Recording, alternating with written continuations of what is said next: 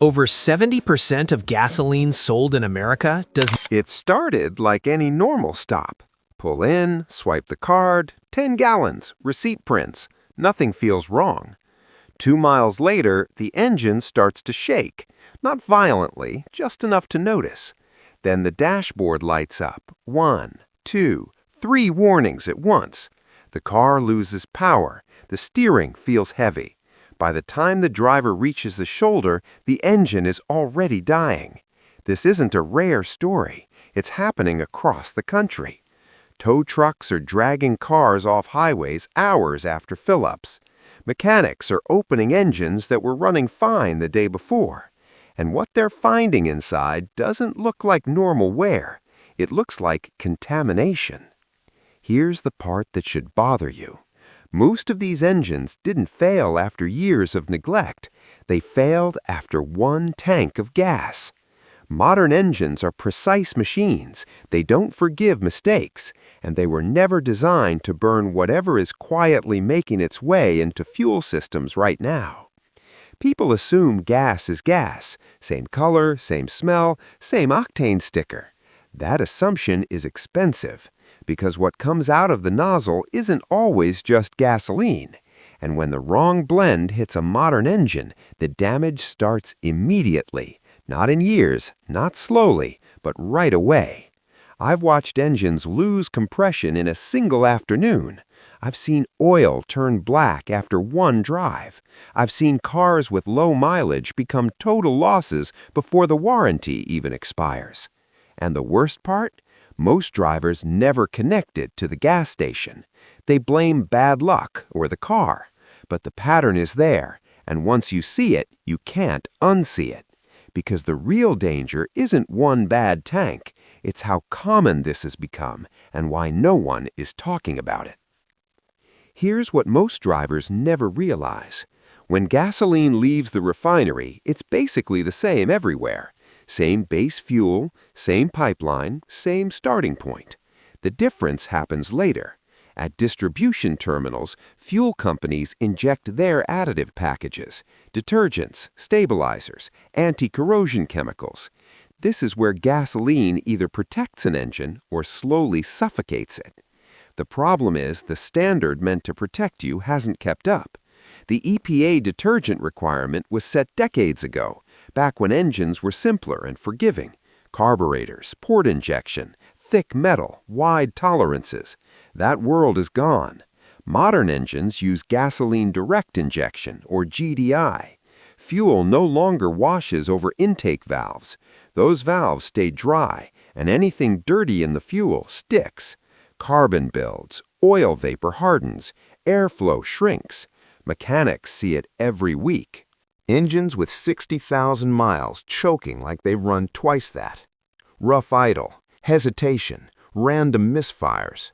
Drivers told it's just normal wear. It isn't. Automakers figured this out years ago. They realized the legal minimum wasn't enough to protect modern engines, so they created a higher standard. Stronger detergents, better cleaning, stricter rules. But here's the catch. Gas stations don't have to meet it. Adding real detergents costs money, and when margins are thin, chemistry is the first thing cut. That means 2 pumps on the same street can sell fuel that looks identical, while one slowly strips carbon away, and the other lets it harden like cement inside your engine. Drivers never see the difference until the damage is done. And some mechanics are starting to wonder if this gap wasn't an accident at all, because the failures tend to show up right when warranties end. Here's the part the commercials never show.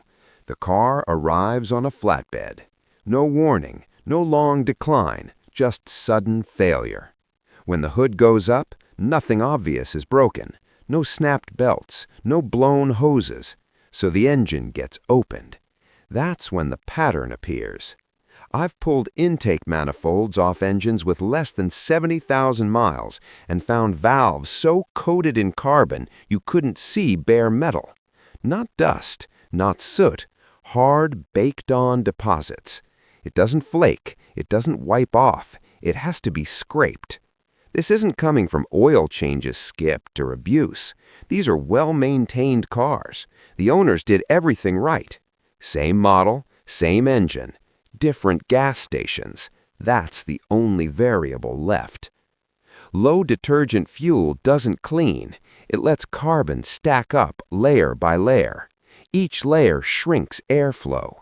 Each drive makes the problem worse. Eventually, the engine starts fighting itself. The computer adjusts timing to survive. Fuel trims stretch. Injectors work harder. Heat rises where it shouldn't. By the time the driver feels it, the damage is already deep inside. And then comes the quote, "Carbon cleaning service, $800, sometimes more." It's sold like routine maintenance, but it's not fixing the cause. It's undoing damage that shouldn't exist yet.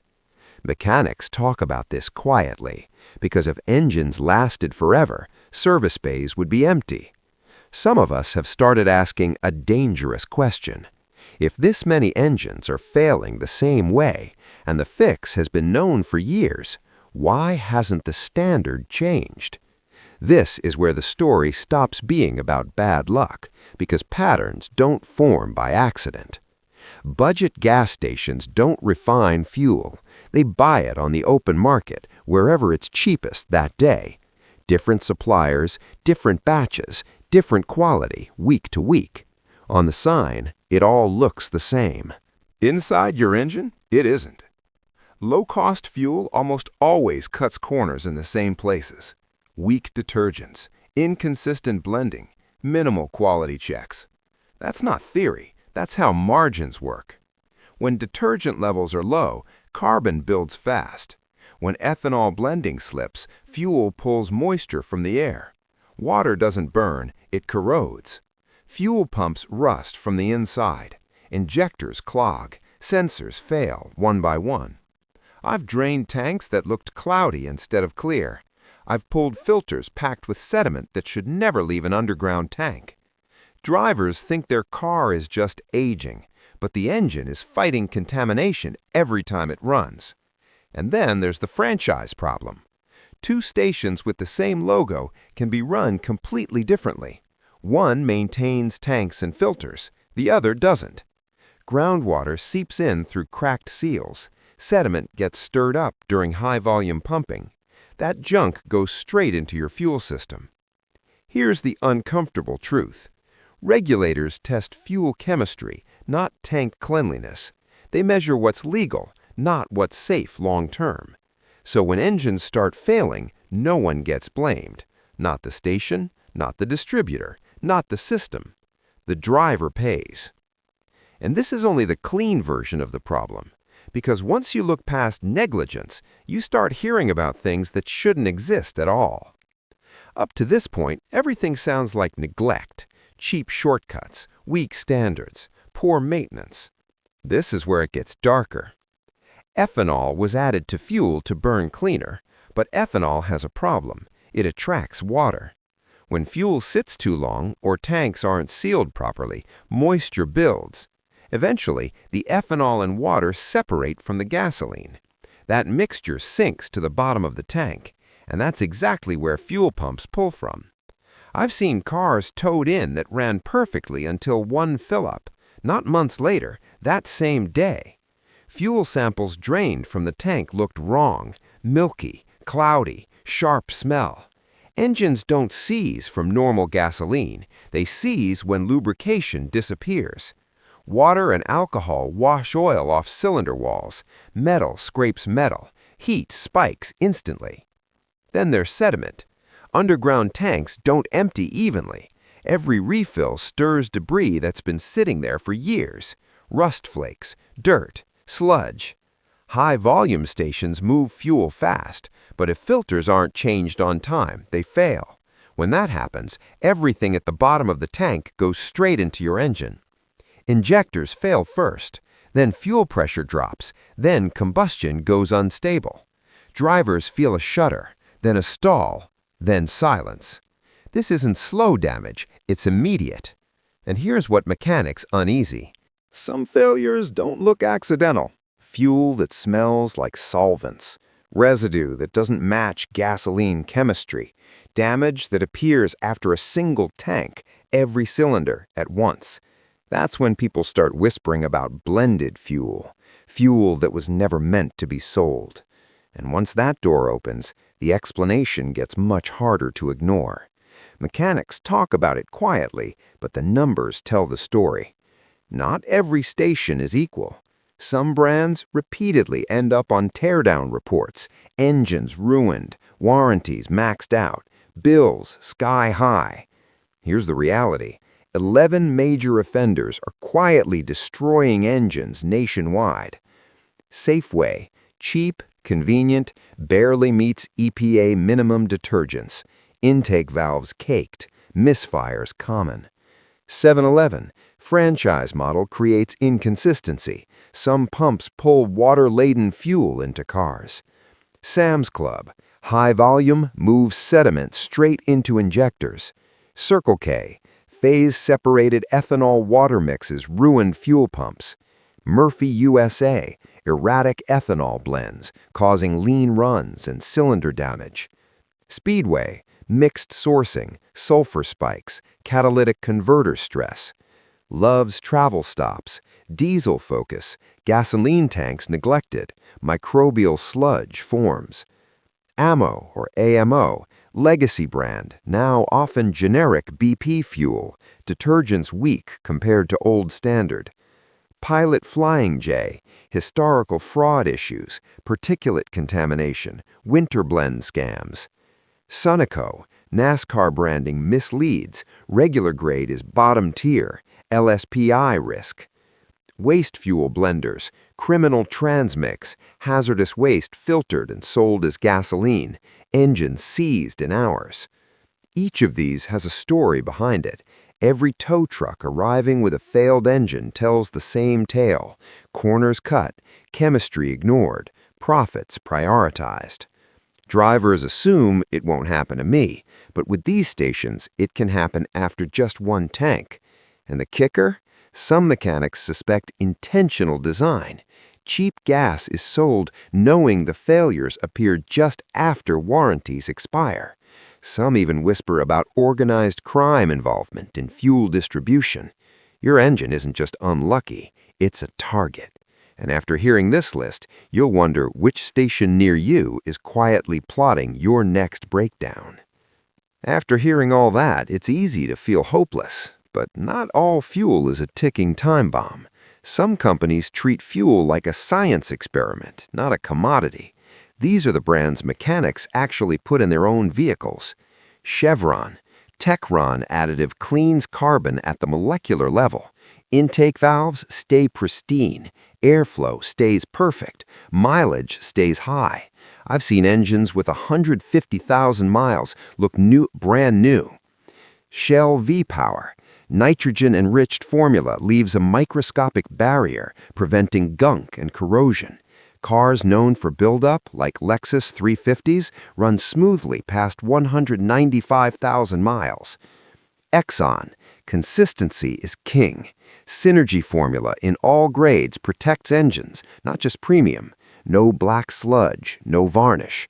Regular maintenance becomes routine, not emergency. Costco. Top-tier certified, high detergent levels, rapid turnover. Fuel never sits in tanks long enough to degrade. Filters changed obsessively. Best quality at a discount.